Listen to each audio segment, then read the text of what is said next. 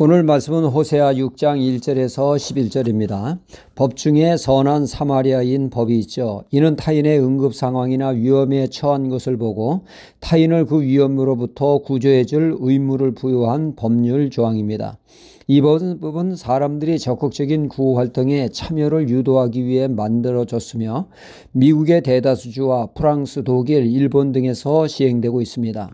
우리나라에서는 2008년 6월 13일 응급의료에 관한 법률의 일부를 개정하여 응급환자 응급조치를 하다가 본의 아닌 과실로 인해 환자가 사망에 이르게 했거나 손해를 입힌 경우 민사 형사상의 책임을 감경 또는 면제한다는 내용으로 반영이 되면서 선한 사마리아인의 법이 간접적으로 도입된 상태입니다. 이 법을 시행하게 된 것은 이전까지 국내에서는 사고를 당해 목숨이 위태로운 사람을 구해주려다가 결과가 잘못되면 구호자가 소송에 휘말리거나 죄를 뒤집어쓰는 경우가 많아 위험에 처한 사람을 봐도 도움을 주거나 외면하는 경우가 많아 돕는 자의 억울한 그 일을 당하지 않도록 법적으로 보호한다는 취지로 생긴 법이죠. 그런가 하면 일부 국가에서는 착한 사마리아인의 조항을 규정해 놓고 도움을 주어야 할 상황에 도움의 손길을 내밀지 않음을 법적 제재를 가하고 있는 것이죠.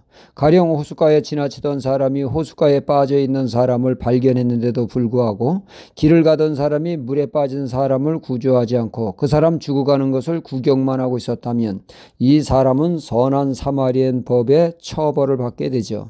프랑스에서는 형법 제223-6조는 위험에 처해 있는 사람을 구조해 주지 않는 경우 5년 이하의 징역 혹은 7만 5천 유로 이하의 벌금에 처한다고 규정하고 있습니다. 선한 사마리아인의 법은 성경에서 유래한 법이죠. 어느 날 예수님께 한 율법학자가 와서 주님께 묻게 됩니다. 자신이 율법학자로 성경을 연구하는 데 있어서 그 어느 것 하나 소홀히 알 수 없는 귀한 하나님의 말씀인지라 성경 말씀이 한마디로 콕 집어 이거다 하는 핵심 키워드를 찾지 못했다는 것입니다. 그래서 그는 주님께 성경의 엑기스 한 단어로 표현한다면 뭐라고 할 수 있겠습니까? 주님은 사랑이라고 하셨죠. 성경은 사랑으로 풀면 다 풀린다는 것입니다.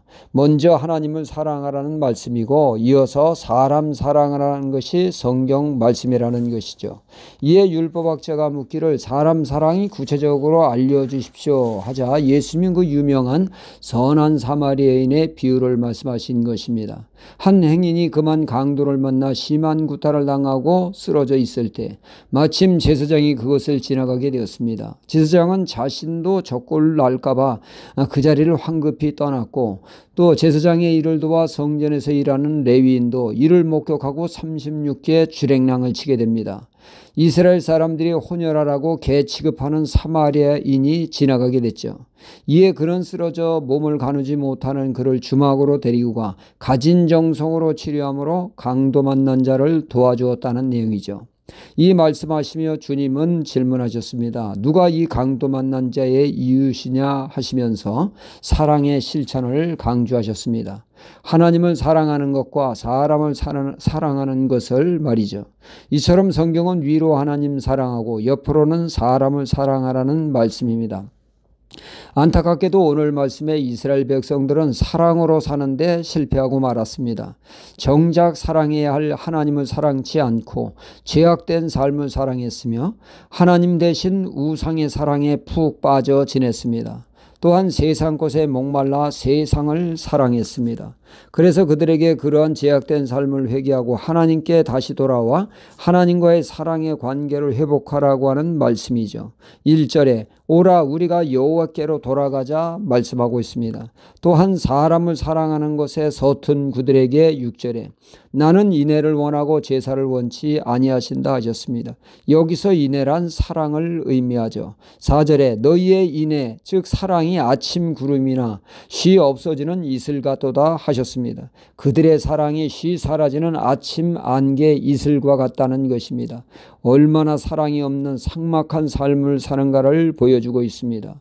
하나님은 제사장, 세리가 하나님의 성전에서 제사 드리는 것도 중요하나 강도 만난 자를 사랑으로 보살펴줄 줄 아는 사랑으로 살 줄 아는 사람이 되기를 원하신다는 것이죠.